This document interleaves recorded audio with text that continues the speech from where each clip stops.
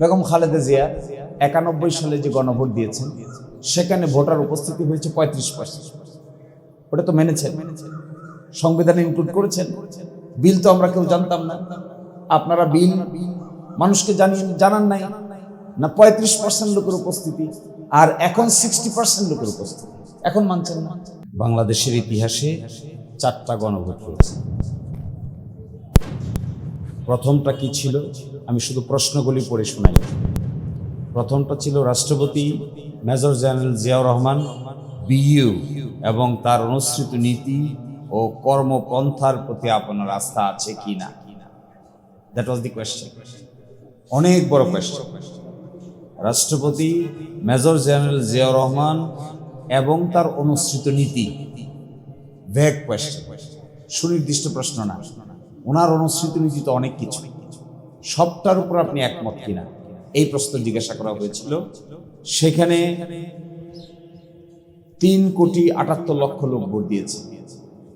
দ্বিতীয়টা হয়েছে 21শে মার্চ 1985।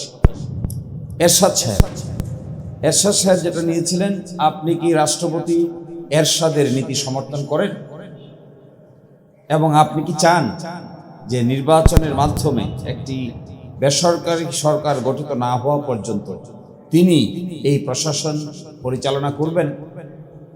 তাহলে প্রথম পার্ট কি, আপনি কি রাষ্ট্রপতি এরশাদের নীতি সমর্থন করেন? নীতিটা কি? ভ্যাগ প্রশ্ন, সুনির্দিষ্ট কোয়েশ্চেন। নীতি কি আপনি তালিকা করেন এখন? কোনটা নীতি, কোনটা সঠিক, কোনটা বেঠিক, কোনটা রাইট, কোনটা রং, লম্বা কথা। তৃতীয় প্রশ্ন, 15ই সেপ্টেম্বর 1991 বেগম খালেদা জিয়া তিনি যেটা করেছিলেন, গণপ্রজাতন্ত্রী বাংলাদেশের সংবিধান বিল 1991 এর উত্থাপিত রাষ্ট্রপতির সম্মতি দেওয়া উচিত কি না। বিলটা কি? কয়জন মানুষ জানে বিলটা? বিল বাংলাদেশের মানুষ জানে? বিল এর সঙ্গে আপনি একমত কিনা? এইখানে বাংলাদেশের ভোটার সংখ্যা ছিল 6,22,04,118 জন। ভোট দিয়েছিল 1,83,08,377 জন। ভোট পেয়েছিলেন মাত্র 35%। ভোটারই উপস্থিত হয়েছিল 35%। আর এখনকার যে গণভোট, সেই গণভোটে কি হয়েছে? এখনকার গণভোটে মানুষ ভোট দিয়েছে প্রায় 7 কোটি মানুষ ভোট দিয়েছে। ভোটার সংখ্যা ছিল 12,76,00,000। ভোটের উপস্থিতির হার 60%। হায়ের পক্ষে 69 পয়েন্ট সামথিং, প্রায় 70%। তাহলে বলে প্রশ্ন বুঝি নাই তাই মানলে, প্রশ্নটা কি দেখেন। তাহলে এই গণভোটের প্রশ্নটা কি, এটা কি বুঝি নাকি আমরা বুঝি না? এই গণভোটের একেবারে স্কয়ার প্রশ্ন। আগের প্রশ্নগুলি আমি আপনাদের পড়ে শোনালাম। এবারকার প্রশ্ন কি? গণভোটে নিম্নরূপ প্রশ্ন উত্থাপন করা হইল, আপনি কি জুলাই জাতীয় সনদ সংস্কার বাস্তবায়ন আদেশ 25 এবং জুলাই জাতীয় সনদে লিপিবদ্ধ সংবিধান সংস্কার সম্পর্কিত নিম্ন বর্ণিত প্রস্তাব সমূহের প্রতি একমত? নিম্ন বর্ণিত প্রস্তাব কি? ক, খ, গ, ঘ। আপনি দেখবেন ভোটের ব্যালটে 4টেই ছিল। আর আপনাদের ভোটার ব্যালটে কি ছিল? আপনাদের ভোটার ব্যালটে ছিল যে অনুসৃত নীতি পদ্ধতির সাথে একমত কিনা। নীতি পদ্ধতি কি? বেগম খালেদা জিয়া 1991 সালে যা করেছেন, তিনি বলেছেন উত্থাপিত বিলের সঙ্গে আপনি একমত কিনা। বিল কোথায়? বিল কি ব্যালটের পার্ট? বিল তো ব্যালটের পার্ট না। তাও সমর্থন পেয়েছিলেন 35 ভাগ। আর এইভাবে বলে সমর্থন পাওয়া গেছে 60 ভাগ, প্রায় 70 ভাগ ভোটারদের কাস্ট হয়েছে 60 ভাগ। তাহলে প্রশ্ন দাঁড়াচ্ছে, এখন যে কথা বলছেন আমার লার্নেড ফ্রেন্ডরা, এই প্রশ্নটা আমি 3 বার পড়েছি গত পরশুদিন বগুড়ায়। আমার এক স্বনামধন্য পার্লামেন্টারিয়ান তিনি বলেছেন এই প্রশ্নটা পড়তে নাকি 3 ঘন্টা সময় লেগেছে।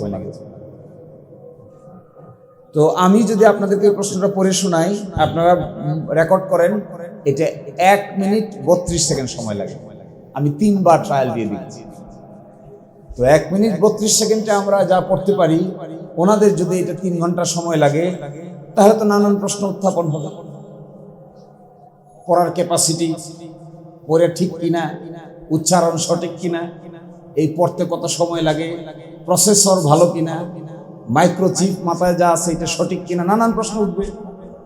আমার আপনাদের জন্য যদি এক মিনিট আপনি পড়েন না, এখন একজন সাংবাদিক পড়েন, এটা দেখবেন 1 মিনিট 32 সেকেন্ড লাগবে, তা না হয় 1 মিনিট 40 সেকেন্ড লাগলো, তা না হয় 2 মিনিটই লাগলো, তা আমার বন্ধুদের যে 3 ঘন্টা লাগে, আল্লাহ ভালো উত্তর দিবে। Second important question. তাহলে এই যে প্রশ্নটা ওনারা বলছেন যে প্রশ্ন বুঝে নাই, আরো আশ্চর্যজনক ব্যাপার, বলে জনগণ নাকি প্রশ্ন বুঝে নাই। দেখবেন পার্লামেন্টে বলে না বুঝে উত্তর দিয়ে দিচ্ছে। তো এটা কয়দিন ধরে আমি প্রায় বলতেছি, উল্টা প্রশ্ন করেন। আমরা যদি এখন বলি, আপনারা যদি বলেন যে এই যে 51% ভোট পেয়েছেন যারা, তারা যে আর্গুমেন্ট করছেন, তাদেরকেও জনগণ না বুঝে ভোট দিয়েছে, তো কি হবে? কথাটার অর্থ কি হবে? এই 4টা প্রশ্ন জিজ্ঞাসা করা হয়েছে, এটা না বুঝে ভোট দিয়েছে, আর আপনাদের যে 31 দফা এটা বুঝে ভোট দিয়েছে। নির্বাচনী ম্যানিফেস্টোটা আরো লম্বা মনে হয়, যতটুকু লম্বা এটা তো পেশই করেছেন এমন এক সময় যেন মানুষ পড়তে না পারে, নির্বাচনের 1 সপ্তাহ আগে। তো কি দাঁড়ালো তাহলে? তা বোঝা যাচ্ছে এই আর্গুমেন্টগুলো খুবই দুর্বল, খুবই দুর্বল, এগুলোর পক্ষে কোনো যুক্তি থাকতে পারে না। সেকেন্ড ইস্যু দেখেন, আমার তুষার বলে গেছেন পার্লামেন্টকে সভারেন বানিয়ে আমার মনে হয় আরাম পাচ্ছে। সংসদ সদস্য হয়েছি, পার্লামেন্টে গেছি, যা ইচ্ছা তা বলবো, যা ইচ্ছা তা করবো, এটা বলতে তো একটু আরাম লাগারই কথা, এই জন্য মনে করছে এটা সভারেন। কিন্তু আমার মনে হয় না আমার বন্ধুরা বাংলাদেশের বিচারিক ইতিহাসের জাজমেন্ট সম্পর্কে ওয়াকিবহাল। আমি আপনাদেরকে ষোড়শ সংশোধনী মামলার সুপ্রিম কোর্টের ফাইন্ডিং এর 2টা লাইন করে শোনাই। Only the people are sovereign, supreme court বলছে, আমাদের supreme court, only the people are sovereign, only the constitution is supreme, all other institutions are merely the institutions or agencies to fulfill the greatest purposes enunciated in the Constitution. তাহলে supreme court বলছে only the people are sovereign। আমার ভাই তুষারের বাসায় sir বলছেন parliament is the sovereign। Madam বলেন sir আইভর Jennings, এটা আরো ডেঞ্জারাস কথা। ম্যাডামের বক্তৃতায় তিনি বলবেন কেন তিনি তাকে আইভর জেনিংস বলেন। তো আইভর জেনিংস স্যার বলছেন, স্যার আইভর জেনিংসের নাম উচ্চারণ করলে তো স্যার বলতে হবে সামনে। স্যার আইভর জেনিংস বলছেন পার্লামেন্ট ইজ দ্য সুপ্রিম। আমি ওনাকে শুধু একটা কোয়েশ্চেন করি আপনাদের থ্রোতে, মাই সিনিয়র ফ্রেন্ডকে, উনি উত্তর দিবেন পার্লামেন্ট দ্য সুপ্রিম এইটার একটা রেফারেন্স বাংলাদেশ কেন সাবকন্টিনেন্টের ইতিহাসে একটা রেফারেন্স দেখাইতে পারবেন না। তাহলে উনি যে বলেন সুপ্রিম, এটা কিসের ভিত্তিতে? এটা ওনার সভারেন, পার্লামেন্টের সভারেন, এটা বলেন কিসের ভিত্তিতে? আমার ধারণা শরীরের গরমের ভিত্তিতে তিনি।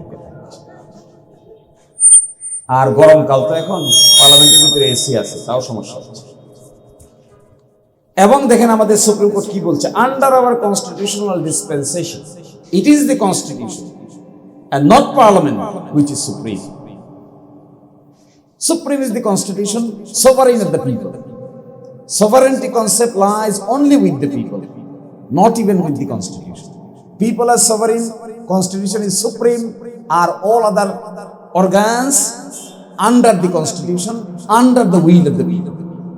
এখন যখন গণভোট আয়োজনের প্রশ্ন আসছিল তখন খুব বিতর্ক হয়েছিল ঐক্যমত্য কোয়েশ্চেন।